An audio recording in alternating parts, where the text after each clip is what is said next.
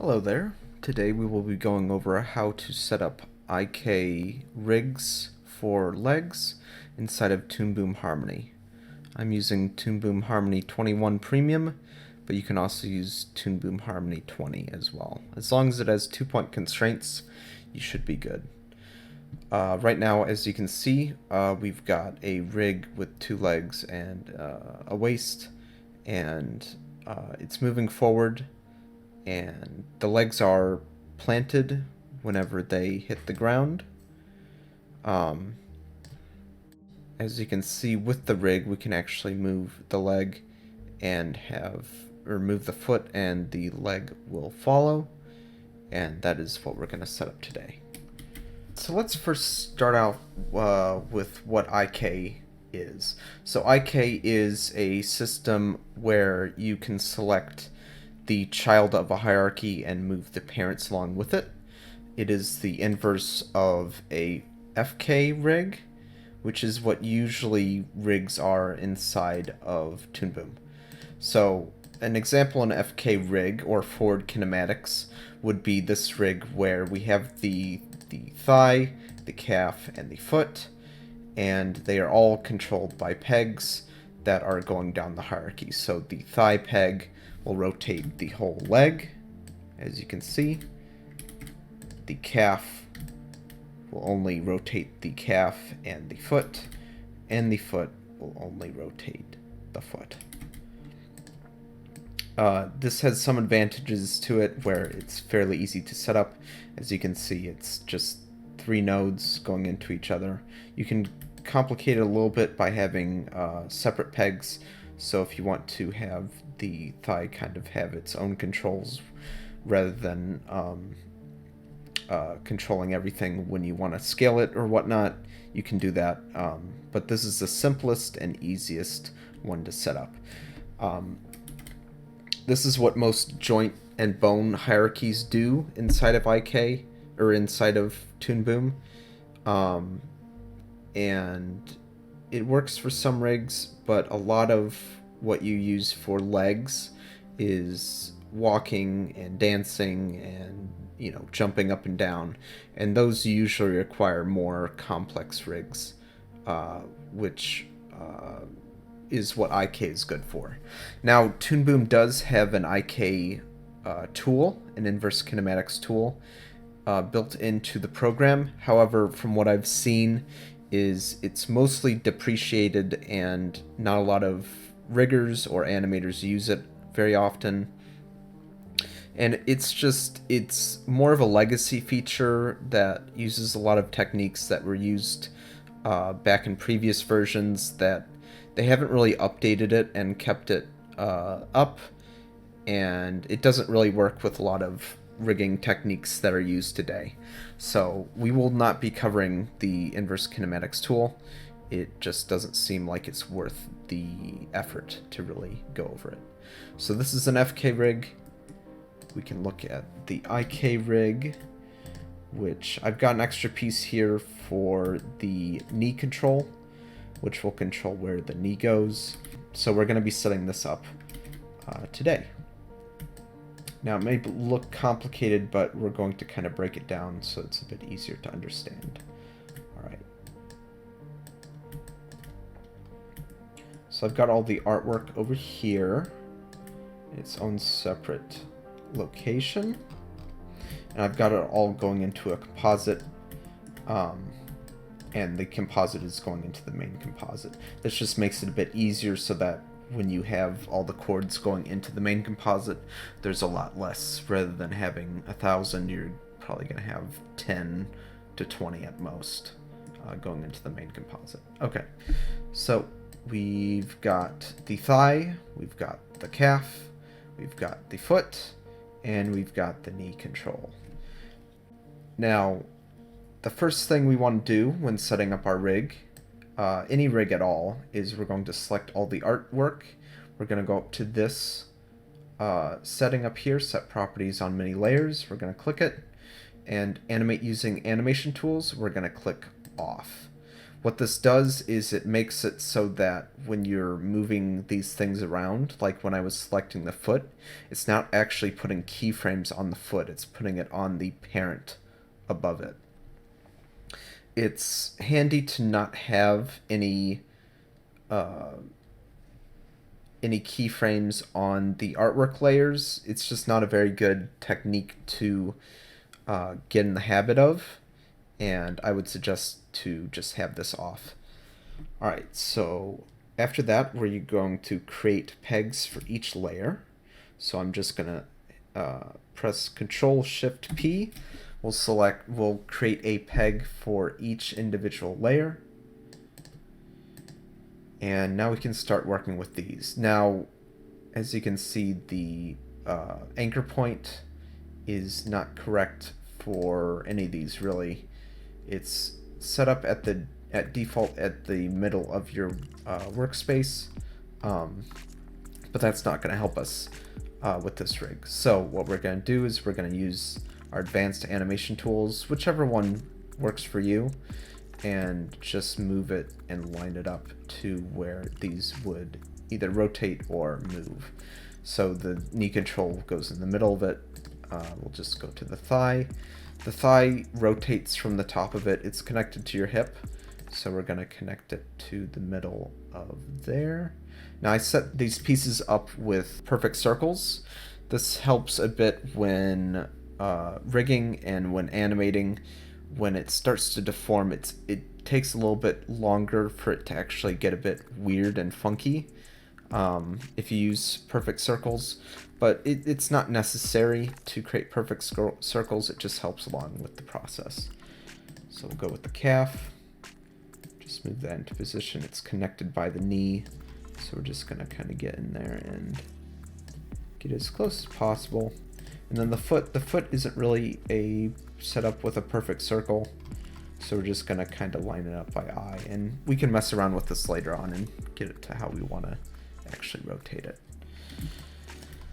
Alright, so we've got all that set up. The last thing before we start getting into rigging is to actually connect these two pieces up and make it look seamless.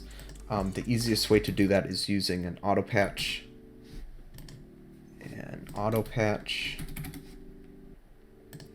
What this does is it lets the color art kind of cut through the line art. So since the thigh is at the bottom, we're going to connect the thigh to the auto patch and have its color cut through the calf. So the auto patch will go before the calf. And what that does is it just, cuts through it. Now if I disable it and then enable it, you can see it's cutting through there. And we'll see later on that that's going to be really important when we're actually moving parts around. Alright, so now what we're going to do is we're going to give ourselves a bit of room to work with. The main driver of this system is using 2-point constraints. So I'm just pressing enter in the node view and typing in 2-point constraint. We're going to be using a few of these, so I'm just going to get a few more. 3 should do it. I'm just going to keep this one near the top and out of the way, and we're just going to be working with these two.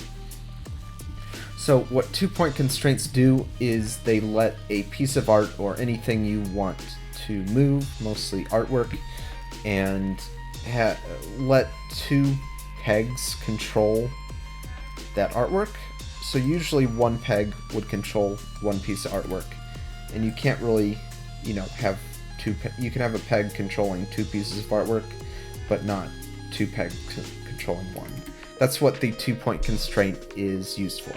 So we're just going to hold Option or Alt and drag it across into there. Now we want to put it inside the right control, or the right peg, because the right, and you can see there's a little dot there, that is the main point that is controlling the 2-point constraint. And as you can see, the primary port is the right. So if we look in here, we can see the different options that we have.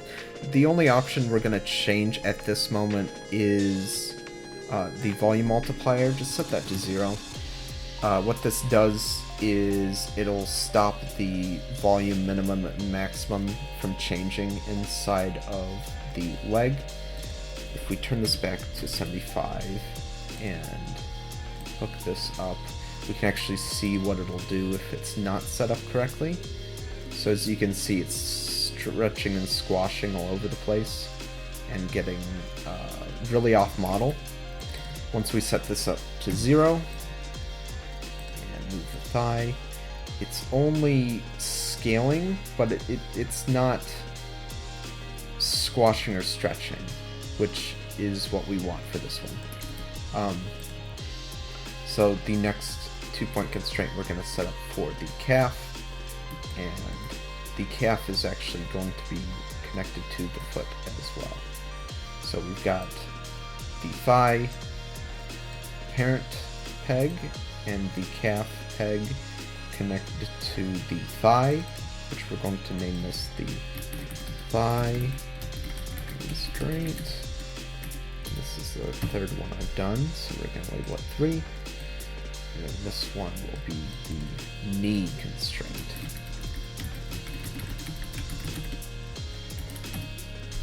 And this volume modifier will be set to 0. Alright, so if I move the foot, it should be working. It's only moving the bottom of the foot, or the bottom leg, so we're going to be changing that pretty quickly. Give ourselves a bit more room, and I'm actually going to move the foot up a little bit because this is going to be one of our main roots. So we're going to be working with that. The knee control, what that's going to do is it's going to let us control where the knee is going to bend. Right now the calf is letting us do that, but I find it a bit easier to have a outside control that. So just click and drag that in there, and now the knee control controls the knee. Alright. The next thing we're going to do is just set up another peg on top of the thigh. We're going to label this hip. Peg 3. And as we can see, it's set up at default in the middle. We're going to want to have the same values of the pivot.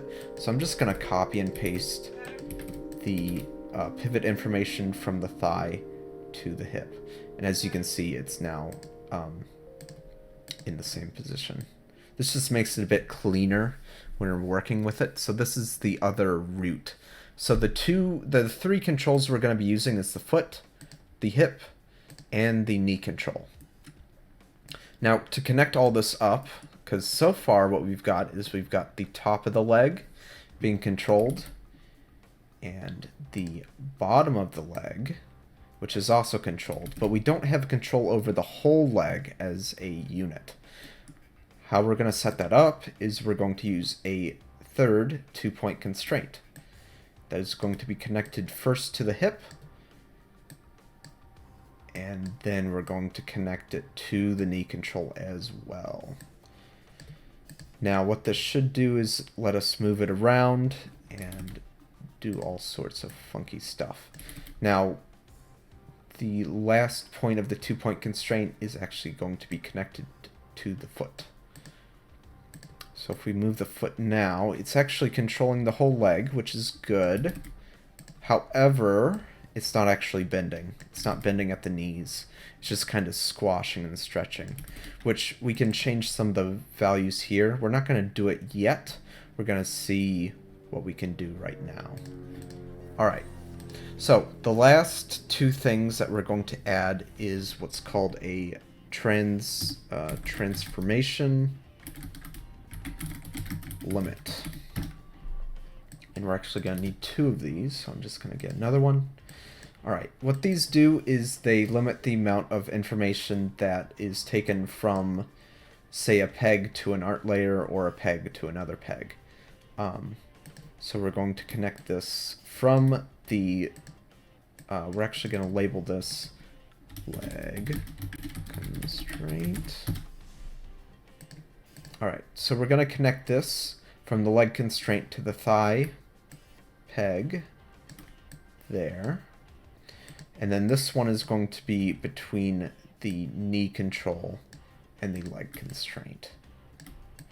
This will limit the information from the leg constraint to the knee control or the thigh. So what we're going to do is we're just going to label these.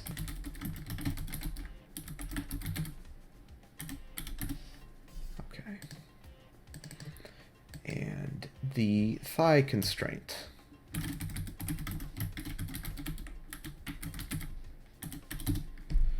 All right, now the values for these ones, we're going to change the skew and scale X and Y to 0 because we don't want those to actually change. And we'll see what this does now. So if we move the leg, doesn't look like much has changed, but we're going to be changing a bit more. And we'll just play around with the hip, see if that does anything. Not really. All right, so how are we going to set this up so that it actually, bends at the knee? Is we're going to first move the foot up. And it's going to look a bit strange right now because we haven't set it up yet to actually bend. The way to set it up to bend is to go into the knee constraint and change the control position. Specifically for the knee constraint, you'll be able to see where the knee actually goes. For these numbers, you really have to play around and see what they do. There's not really a hard number that you can put in and it'll just instantly work. This is really just playing around and see what you can get. You want to get you don't want to go too extreme, but extreme enough where your character would bend this way. So if you're going to try to break the joints, you're going to have to get a bit more extreme. But if you want more of a default character position, just go a bit easier. So we're just going to move these numbers. And as you can see, the knee is actually moving out and moving up and down. So we'll just kind of play around with this. Now you want to get it where it's not really stretched. Not too much, at least. Since we want our character to kind of retain their volume.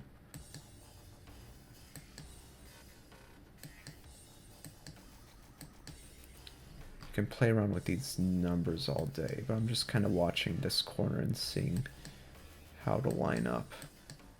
Because that's usually a good place to kind of see where to line up. Okay, let's try that. So if we move this now, we can actually see that it's actually bending, which is super handy. We'll just put it back down. I just want to make sure that these are back at 0. And what you can do is you can actually add a keyframe here and just kind of rotate it.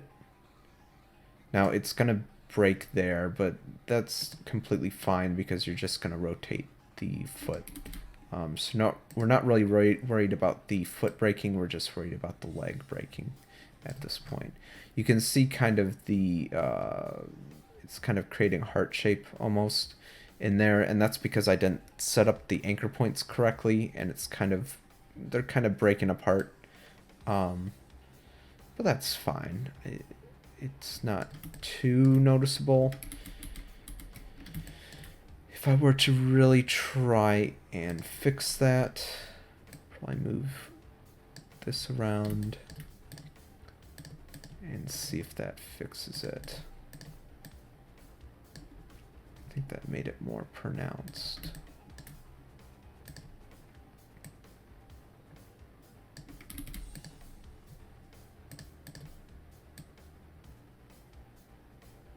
You can see it gets a bit weird. You can kind of play around with it a lot. Ooh, that looks nice. Okay. Let's see if that does it. It's kind of sticking out there.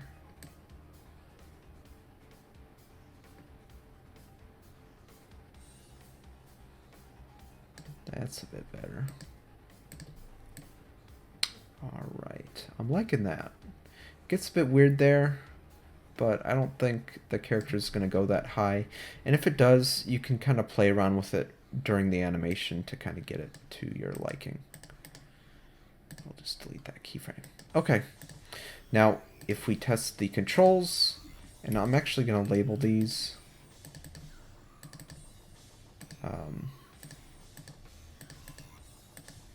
Usually like red. It's a bit easier to see when you're trying to select these, so you can tell which ones you're actually selecting. So the knee control will control the knee. So if you've got a pose that you like, but you want the knee or the leg is kind of breaking there, you can select the knee control and kind of position it so that it's not breaking as much. And then the hip, if we're moving our character up and down, the leg stays planted, which is what we want. All right. The last step is to keep organized. We're just going to kind of move this down, and to kind of finish this off, we're going to create, it's almost like a group, but it's this backdrop that is kind of holding everything together. And as you can see, if I move this around, it moves everything inside of it, which is super nice, and it kind of helps you, you know, take stock of what you have. So we're going to select everything for this leg. We're going to go up here to the hamburger menu, go to Insert and Backdrop. I have this set as a key binding for Alt-Shift-G. You can set it to whatever you want, but that's what I've got it set to. We're just going to click Backdrop. It comes in as a dark gray. We can just click this icon, you know, set it to whatever color you want within the defined presets, and then leg rig or leg IK rig. Cool. Okay, so we've got our leg, and we can move it around however we want. That should be it. Let me know if you guys have any questions.